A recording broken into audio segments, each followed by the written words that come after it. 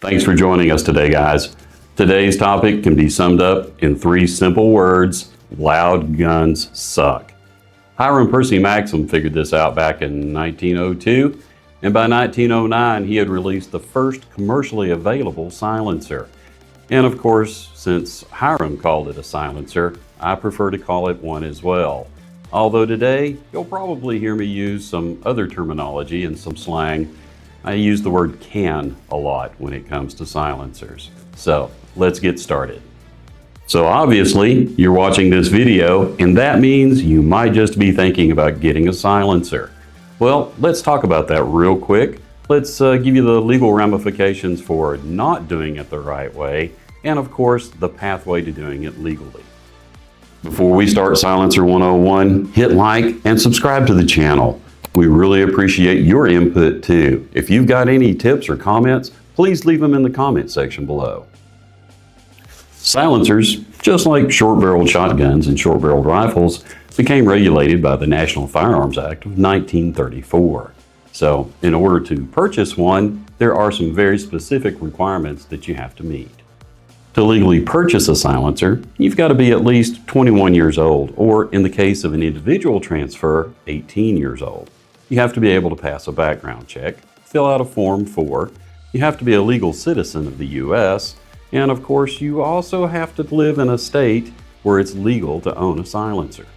So you visited that retailer that happens to sell silencers over the counter, or you've picked one out online. Well, you've filled out your NFA Form 4, you've paid your $200 tax stamp, and now all you've got to do is wait for that approval in order to pick up the can. But here's the thing. Where we used to have to wait 6 to 8 months in the old days, e-file times have reduced that down to even as short as 3 days. So it's not that big a deal as far as delayed gratification is concerned.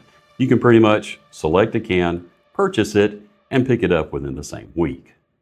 So what exactly is a silencer and how does it work? Well, the ATF describes it as any device that silences, muffles, or diminishes the report of a portable firearm. If you read down to the very end of that sentence, there's something that you should take note of. And it does say any component that's used to manufacture or assemble a silencer is also considered a silencer itself. So a random baffle might not have a serial number on it, but it's considered a silencer by the ATF. So how does a silencer work? Well, it's pretty simple. It's a lot like the muffler on your car, if not exactly like the muffler on your car. You're taking those hot gases from that combustion process and you're slowing them down and you're cooling them off before they exit the firearm. That very simple process, well, that lowers the sound of the report from the firearm. Silencers can generally be divided into 2 categories. One, of course, is direct attach, where you're taking the can and threading it directly onto the muzzle of the firearm. The other, well, that's quick attach, where you've got a device or a muzzle device that goes in between the can and the gun. That facilitates you being able to change a can from one firearm to the next, which is pretty doggone handy if you've got one can and 2 carbines. Now, there's a few manufacturers out there that are making modular cans that can be converted to either a direct thread or a fast attach. And there's a few other manufacturers out there specifically in the market to take all different manufacturers' can and convert them to one fast attach system. So as far as centerfire rifle cans go, there's a few different selections that you can make. One thing that I would suggest is a modular centerfire rifle can. Simply being, if you have a kinetic catastrophic disassembly, say a baffle strike or you accidentally shoot it off the end of the carbine, you're able to rebuild that silencer using the existing serial number without having to reapply for another Form 4 and pay an additional $200 for another tax stamp. Moving from centerfire rifle, let's talk about pistol caliber cans. They're a little bit of a different critter altogether. Now, pistol caliber cans normally are a lot lighter weight. They don't have to deal with the same pressures that centerfire rifle produce. That being said, most all of them are modular in design. Replaceable end caps are pretty common, and of course you'll find that most of these have a Nielsen device in them.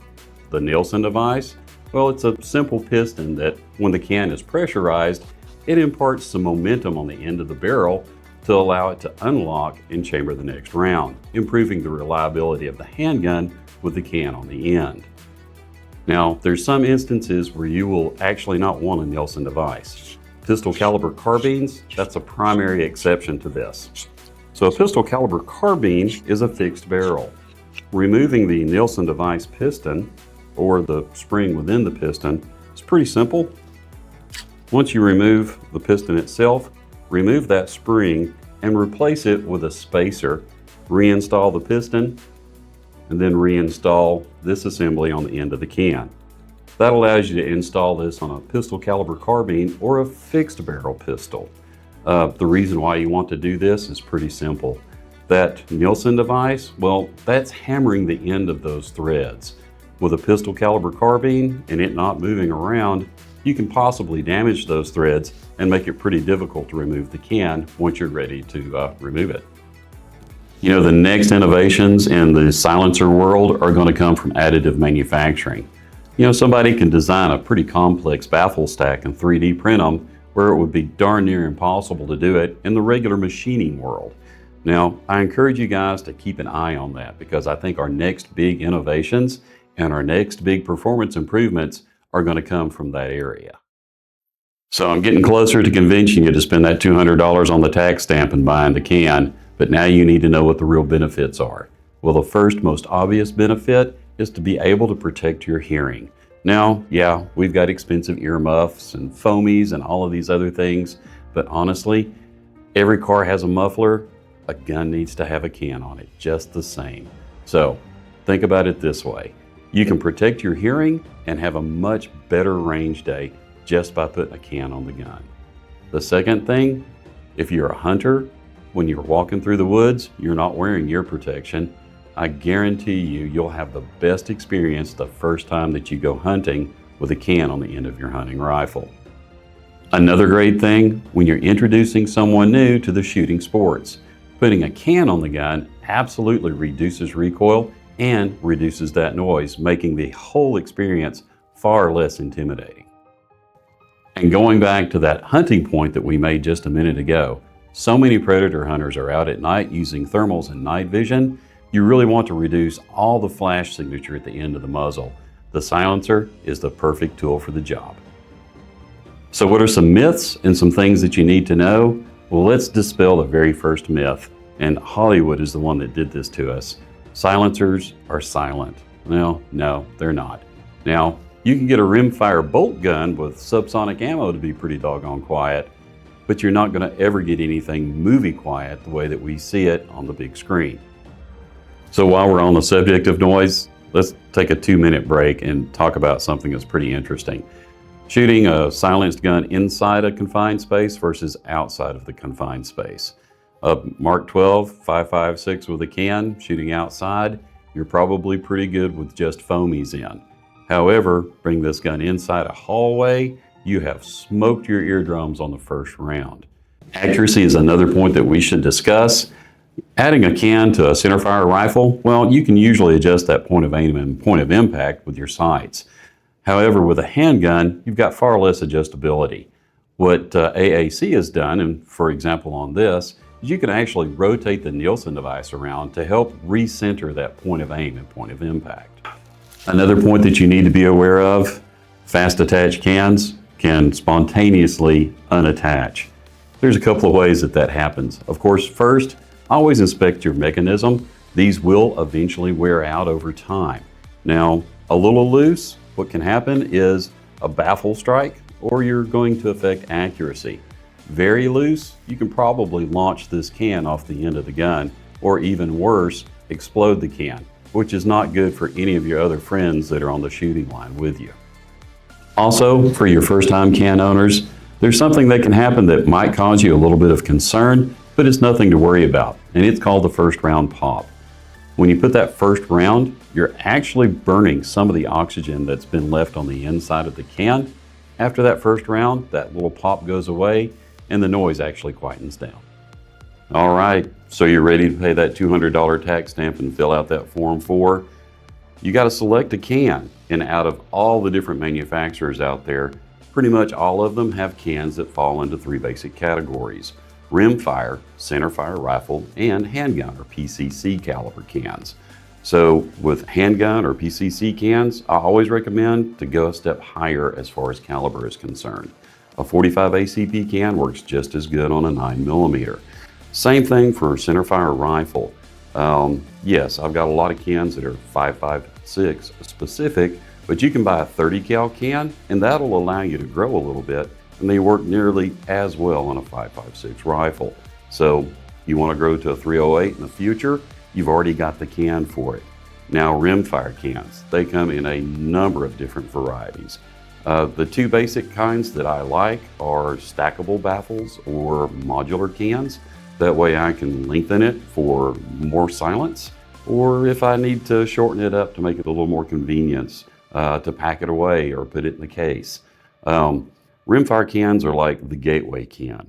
Rimfire guns are probably the most fun thing that you can silence.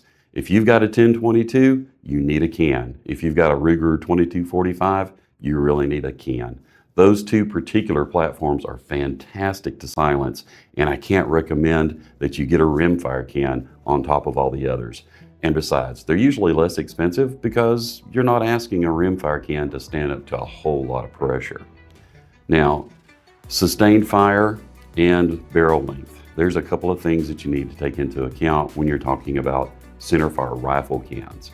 Centerfire rifle is going to create a lot more pressure, thus a lot more heat. Now, if you're doing sustained shooting, like for a belt fed, let's go to an extreme example. You're going to want to choose a can that's rated for that higher rate of fire. Now, that's going to be a lot more expensive can. You're usually talking about a lot more expensive materials in order to manufacture it. But with that being said, if you were to use that type of can on something that's a hunting gun, well, guess what? It's never going to die. You can beat on that thing forever. And that's a nice insurance policy when you think you've already filled out that Form 4 and you've paid that $200 and you don't ever want to do it again. Short-barreled rifles or centerfire pistol. Here's something you need to think about. The shorter the barrel, the more likely you can have a baffle strike because that projectile might not be perfectly stabilized when it leaves the muzzle. I always suggest if you're going to silence a 7.5-inch 5.56 gun, go to a 30 cal can. Now, that doesn't guarantee you don't get a baffle strike, but it can sort of mitigate that potential. Always consider this: a shorter barrel, less stable projectile, you're going to have that potential for a baffle strike. Think long and hard before you put a can on it. Now, there are some firearms that absolutely deserve to have a can on them. If you've got a 300 blackout and you don't have a can, that's kind of sacrilegious. I would suggest, though, as one of your gateway cans, a 30 cal can, invest in a 300 blackout, something like a 9-inch. You will absolutely enjoy shooting that. Subsonic through one of these is so quiet, it's absolutely amazing. And it's a great tool to teach AR manipulating skills on, simply because you can talk to somebody while they're running the gun. So speaking of 300 blackout and supersonic and subsonic, there are a number of rounds out there that you can purchase in both subsonic and supersonic varieties. They do make a difference on the report of the firearm. 22 long rifle, however, in a handgun with a short barrel, you're probably not going to achieve supersonic velocities. So just a regular old 22 long rifle works pretty good. But man, subsonic stuff is still super amazing. In a 10-22, that's what I would shoot. Put a can on the end of it and shoot subsonic, and you'll be absolutely amazed at how quiet it is. And just a quick point about overgassed guns. You put a can on the end, it's only going to get more overgassed. Consider buying an adjustable gas block. That's going to save you a lot of time and a lot of effort trying to get the rifle tuned. Yes, you can absolutely increase spring rate in the buffer. You can actually increase the buffer weight, but I can tell you the best place to start is by nicking down that gas running into the gas key. You've had your first day at the range with your brand new can. Now what do?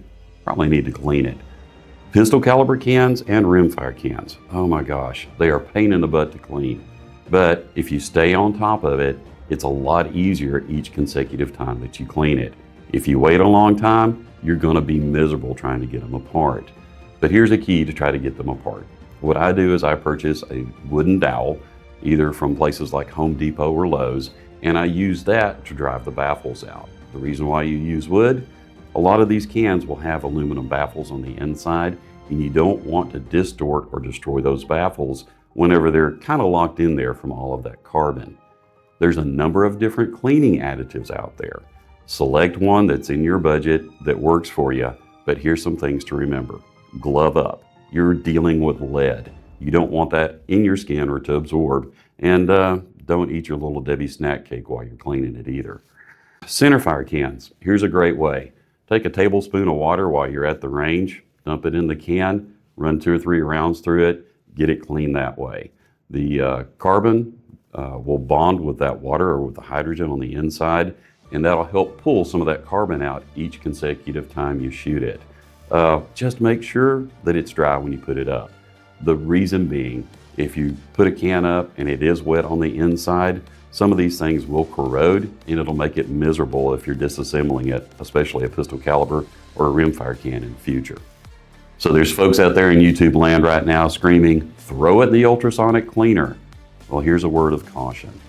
Aluminum cans, when combined with certain cleaning agents in an ultrasonic cleaner, it weakens the aluminum body. Save yourself an embarrassing moment later when your can dissolves. Don't do it. Now, centerfire rifle cans that are steel and titanium and stellite and Inconel, you're not going to have that same issue. But there is something to consider. If it's a Cerakoted can or it has some other type of coating other than nitride or PVD, sometimes that ultrasonic bath will remove the coating or the finish on it. So keep that in mind whenever you're dunking this thing in whatever chemicals it is that you're using. Make sure you glove up though. You are dealing with lead. You don't want that. You don't want to ingest it.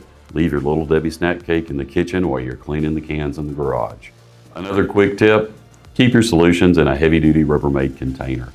That's the way I do it. I use that solution over and over and over again. You don't want to throw this stuff down the drain, let your dog drink it, or throw it out in the flower bed. Maintain control over that fluid, keep that lid on it, and each time you return from the range, do a quick dunk and clean. It makes it super efficient and easy. Another couple of cool things, cans like water. In other words, pour a tablespoon of water inside the can and you'll notice a difference in the way the can sounds. That actually helps to cool those gases just a little bit more and will actually quieten the silencer down just a little bit. On that same vein, think about at the end of the day, you're about to put the guns up, the can's super hot. You can put water on the can and pour water inside the can in order to cool it. You're not going to really damage anything. And honestly, for a centerfire rifle can, especially these that you can't disassemble, pouring that tablespoon or 2 of water on the inside and then shooting a few rounds will actually help to clean the can. All right, guys, I hope you've learned something from Silencer 101, but here's the big thing. I want you to take away these 3 words. Loud guns suck, and you can do something about it. Buy a can. It's the easiest, best way of solving that problem. You guys have a great afternoon. Thanks again for watching. Like and subscribe, leave something in the comments below, and join us again for our next video.